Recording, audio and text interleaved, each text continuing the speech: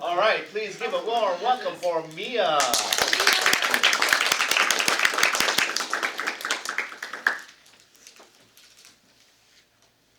For my explorations project, I did a director study on Terrence Malick. First, I'd like to provide you with some background information about Terrence Malick. Then I'll talk a little bit about his films, and then I'll present what I made.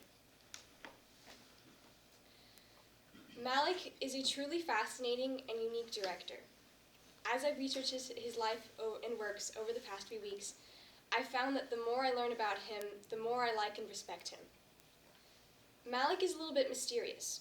He doesn't make public appearances, do interviews, or allow his picture to be taken on set, so it's hard to find first-hand information about him. Malick took an unconventional path into film, but this is part of the reason he has such a distinctive style. He received a summa cum laude A.B. degree in philosophy from Harvard. Then, for his graduate studies, he left the U.S. to attend Oxford as a Rhodes Scholar, but later dropped out because of a disagreement with his thesis advisor. Malick returned to the U.S. in 1969 at the age of 26, and he taught philosophy at MIT and served as a freelance journalist for The New Yorker and Life magazine. Around this time, he enrolled in the American Film Institute's inaugural class alongside David Lynch and Paul Schrader. This is where his career in filmmaking began. My interest in Malick began last semester when I watched The Tree of Life. I started my research process for this project by watching 3 more of his films. Badlands was his debut film, and out of these 4, Tree of Life is his most recent film. Interestingly, between Days of Heaven and The Thin Red Line, Malick took a 20-year gap from filmmaking where nobody knows what he did or where he was. During this gap, he developed his style greatly. There's a really big difference in his technique and themes before and after this break. In Tree of Life, Malick accompanies the story of a Texan family with images of the universe on a cosmic scale and the creation of our planet and life through time. Malick uses his characters to tell the story of humanity and extends the meaning of their lives to universal meaning. In other words, the characters are one with the world around them, and their struggles are the struggles of the world. This theme occurs in many of his films. It's been said that Malick films defy discussion because no words can fully capture the experience of watching a Malick film. Malick's films are existential explorations of the truths of the universe. They are meditations on life. His films have a quality of ethereal mysticism and perfectly capture the fragile ephemerality of life and memories. They are retellings of the universal story of man making sense of the world, of man facing death, and of living life. Malick films are not just movies, they are transcendent experiences. They purposefully reject plot structure and instead focus on exploring human existence. For Malick, especially in his later films, plot and story are more of an accessory. What matters to him are the feelings and ideas he wants to convey. Malick films ask big questions. Why is there something and not nothing? Why does the universe exist? Why do we exist? What is life? And what is the meaning of being? Malick doesn't provide answers to these questions. Instead, he inspires you to think and wonder. One critic said, "He's not insisting, but inciting." After the film ends, your head is left spinning with questions about the meaning of your life.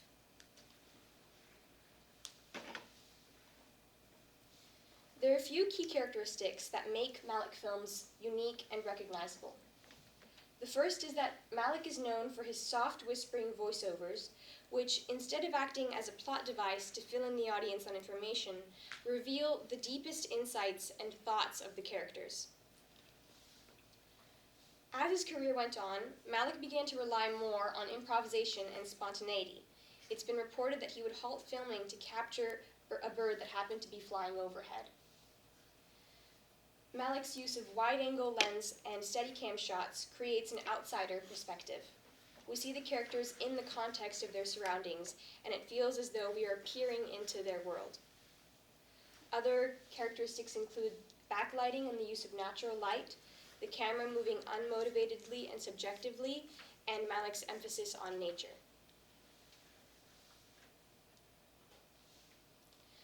Malik's movies are trying to mimic real life and capture the real world.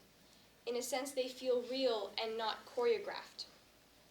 One key point in the realness of Malik films is that the main characters are no more important than any of the other people in the film.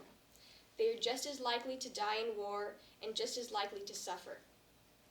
The Thin Red Line, which is about World War II, is a great example of this. There are many moments where you think that a character can't die because he's one of the main characters. But there are no main characters in real life. Real life is random and scary, and anything could happen to anybody, and Malik seeks to capture this reality. Malik entirely rejects the idea of heroes and villains. The characters are just regular people trying their best to live their lives. This is more interesting and more true to real life. Through recognizing the unspecialness of his characters, Malik encourages us to realize how insignificant we are. The truth is that any of us could die at any time, and nothing is protecting us, just like the characters in his films. I'd like to read this quote.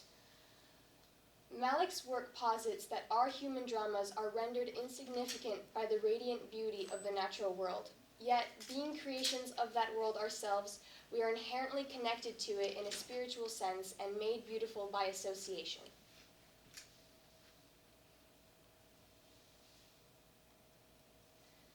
Some recurring themes in Malik's films include the natural harmony of the universe, all of humanity belonging to one cosmic soul, transcendence, the eternal conflict between reason and instinct, and mortality.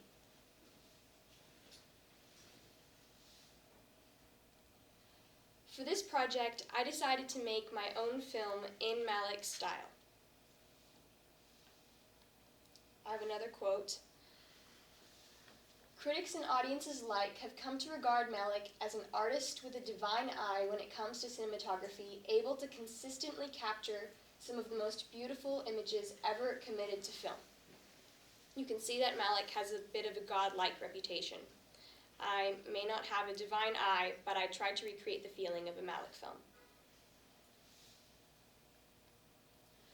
For my film, I took inspiration from Days of Heaven, which is a film that was shot almost entirely at sunset.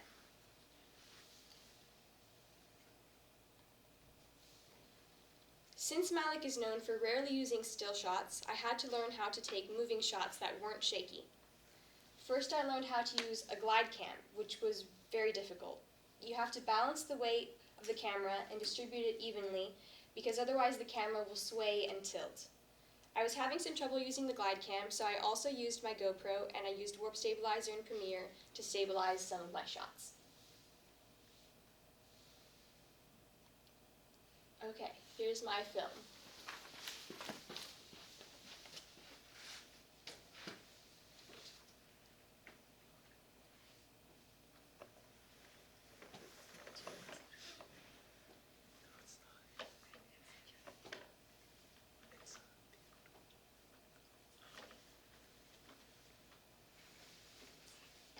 I need some help. Just press next, it'll play on your clicker. How do I make it full screen? You double click it.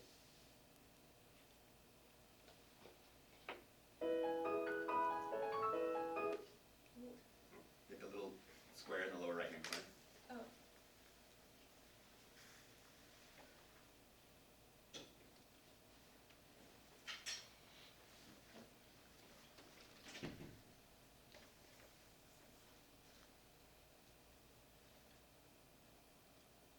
Hit play first and then Okay.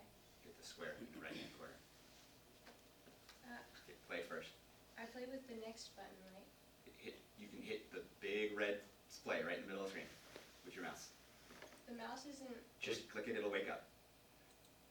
Oh, okay.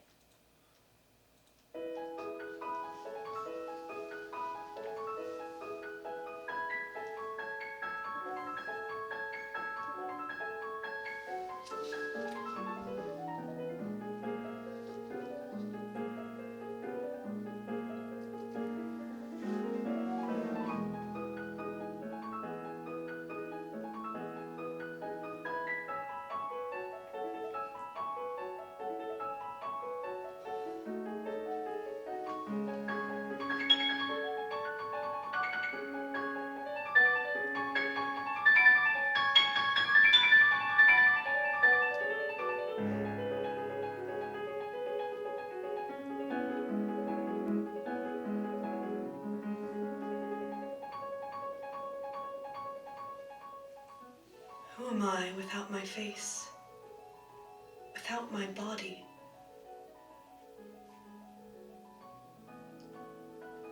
Whose are these hands with which I hold things? Whose are these eyes with which I see? Guide me. Let me not be led astray.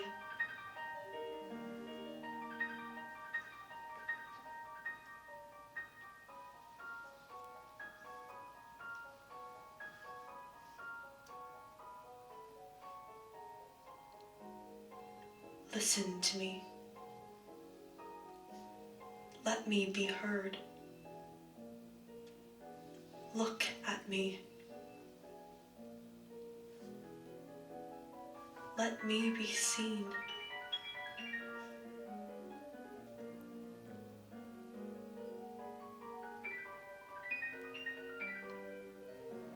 Who am I to understand, to criticize?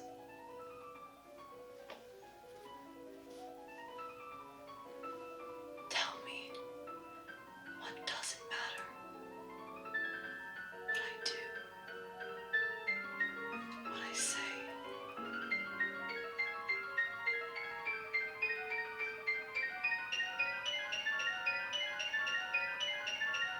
Let me live. Let me see all there is to see. Smell all there is to smell. Feel all there is to feel.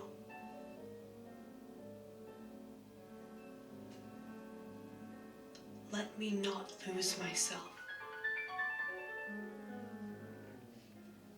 What did I do to deserve this existence?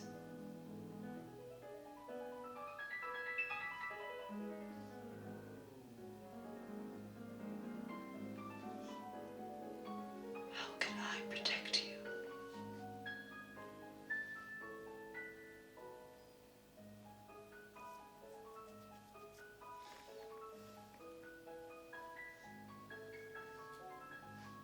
I don't see a life after this one.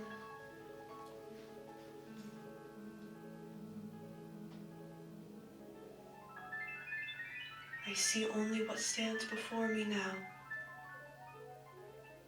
in this world.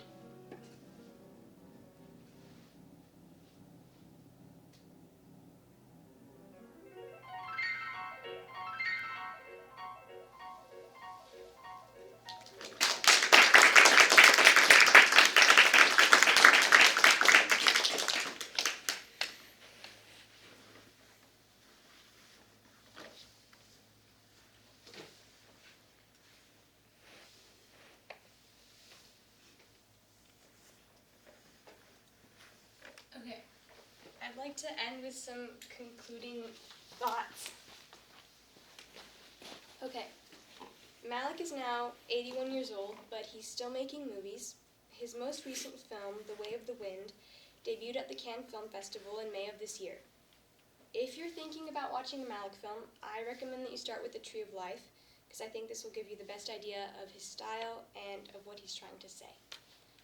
Also, I'd like to shout out and thank my actor, Athena Hart, who acted in my film and did my voiceover, because she's very talented and a really awesome person.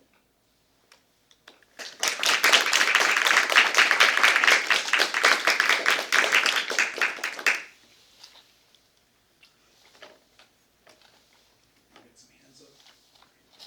Anna? I just want to say the way of, like, you just have such a lovely way of speaking, and the way your voice carries is so soothing and peaceful that just the whole presentation even just was so, like, nice to listen to, and besides that, the film was so beautiful, and I think you captured what you wanted to really well, and I just, it just was so good. I was, like, entranced. Thank I don't you. even know, like, it was great. I can't even, I have no words. Athena? Getting to see like the film after like the explanation of all of the meaning behind it was so much more like meaningful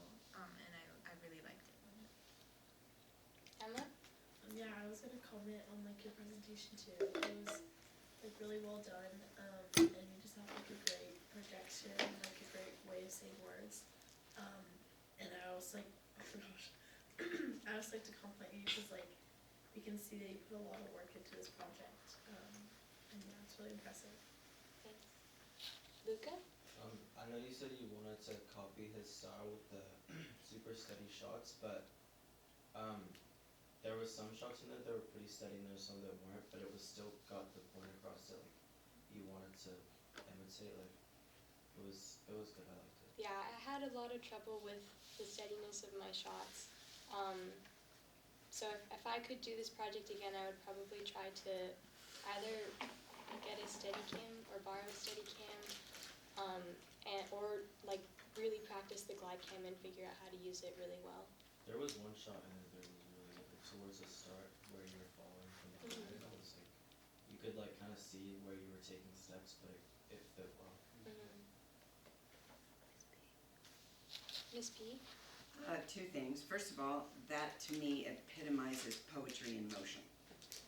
That was the feeling I got from it was just pure poetry, and I'm a visual person, so to get to see that and have the music and have it all reinforced by everything just elevated the experience of what poetry really is to me, and I loved it. Second thing is I want to thank you because as soon as you put those up, I immediately was like, oh my gosh, I have to go home and watch Tree of Life and I mean, I have to watch these films because you explaining his background in philosophy and all that kind of stuff, it totally makes sense. I never knew that. And I mean, knowing that about his movies now is just completely hooked me. So thank you so much for doing that. I really appreciate you spreading that around. So thank you. Is that your poem? Yes. That's what I thought. Mr. I Greco? have so much to say, but yes, I agree with Ms. P.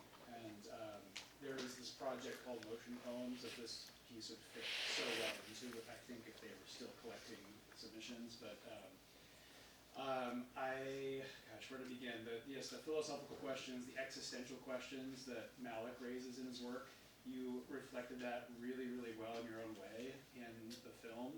It ties powerfully into a new book that I'm planning for us to read for next year for the world building project, so I might actually want to play that film again when we're reading that book. I think the film powerfully captured this yearning for connection and unity. The speaker is trying to push beyond the forms, both natural forms, like the natural forms of our bodies, and you had not only her body, but also the natural objects around her, plants, animals, and there's like this yearning for connection, even this yearning to transcend the artificial boundaries, like the fence, right, the man-made boundaries that separate us. So that's all part of that existential line of questioning about, who are we, what are we, how do we fit into this universe, how do we connect? So it's a very complex piece, and beautifully done. Thank you.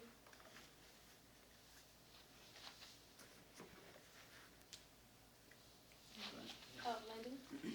I know you said that you feel like you don't have a divine eye. You have a pretty good one, though. I think you did a good job. So we should all give you a hand for that because it was absolutely good.